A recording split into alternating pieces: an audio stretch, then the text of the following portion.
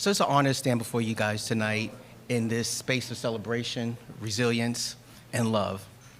Many years ago, I was humbled to receive the Unsung Hero Award.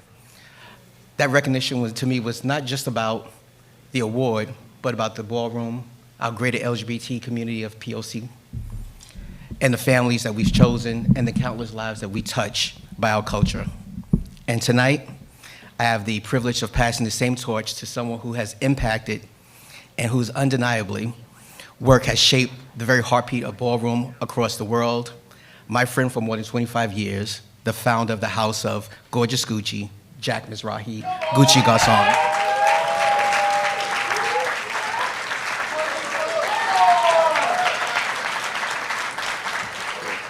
Jack is not just a commentator, not just a producer, not just a cultural ambassador.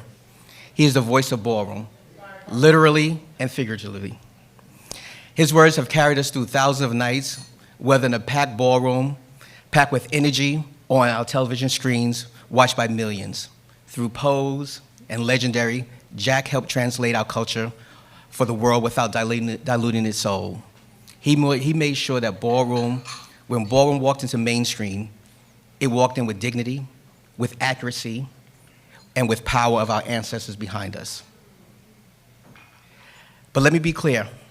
Jack's impact is not measured by what he does on stage. It's by the countless lives he's touched off stage. The young people he's mentored, the talent he's nurtured, and the countless nights he stayed up making sure that our culture is represented with dignity and accuracy.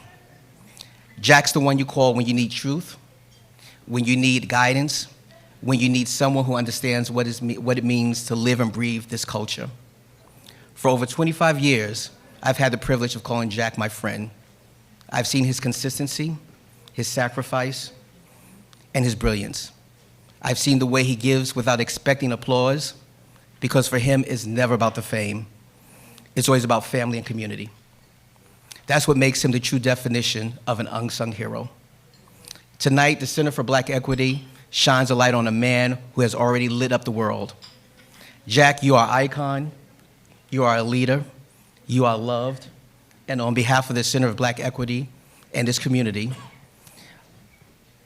we salute you and we say your name tonight as the unsung hero. Congratulations, Jack.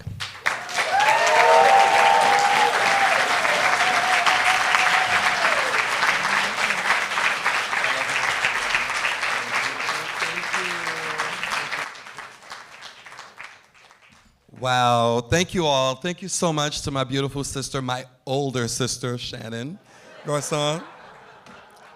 My relationship with Shannon and Whitney, spanning over 30 years, define house names. We've never been in the same house, but for 30 years we shared so many laughter, so many memories, and it's one of the most treasured things in my life today, so thank you for that. I thank you all today for honoring me. I congratulate all the other honorees. We are in this building for a reason. Unsung, when you think about it, like Shannon stated, somebody who never thought or never stands in the front or is not looking for a pat on the back. That's not what I came to ballroom for. Once I stumbled into the ballroom scene as a 19-year-old, 29-inch waist, ingenue, I found my people. I was allowed to be gay, free, and black. And that community, already rich in history, already rich in culture, allowed me to step up and lead, from creating a Hall of Fame, an awards ball system, categories, different nights, concepts, and it's been called on to J-Lo, called on by Puff Daddy. Oops, excuse me. No, it's part of my building. I did the first Sean John show when we were still doing Fashion Week with real models in the tents. They found me. J-Lo found me. Ryan Murphy found me. Legendary found me. I didn't audition. I didn't ask. I didn't beg. I just became. I be. And as our culture for so long, our ballroom culture for so long has been looked at as the bottom rung of black gay culture. Because we weren't the church queens. Excuse me, Bishop. We weren't the corporate queens. We weren't the graduates and the scholars. We were supposed to be just those queens that were loud and staying up all night at the wee hours of the morning fighting over trophies and cash. And it would take 2016 for the rest of the world to realize what these bottom rung queens were doing. We were raising other people's children lovingly. We were supporting each other, building each other, championing each other, directing each other towards health, mental wellness. And we thought that was all over, the fight was over. Legendary came, Pose came, the fight is over, we're free. Look where we at right now today.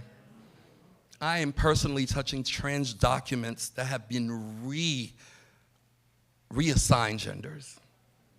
I'm looking at my own military children who are sitting here and they can, after 10 and 15 years of service, had to take either a breadcrumb or get nothing at all. Now, we've heard Jasmine, we've heard Bishop O.C. I want to go out, I want to vote. I want to go out, I want to pray. But I'll tell you one thing we're going to do in Ballroom is we're always going to fight. It took Pose and Legendary for you to realize what we were doing, and we are still doing it. And one thing I'm so proud of, my mother and my father always wanted me to be a doctor or a lawyer. But the fact that I'm Jack Mizrahi, a cultural icon from around the world, I've afforded that privilege to connect with people and make a difference. The fight is not over. We are going to fight together. So if you're ready to fight with me, find me or I'll find you.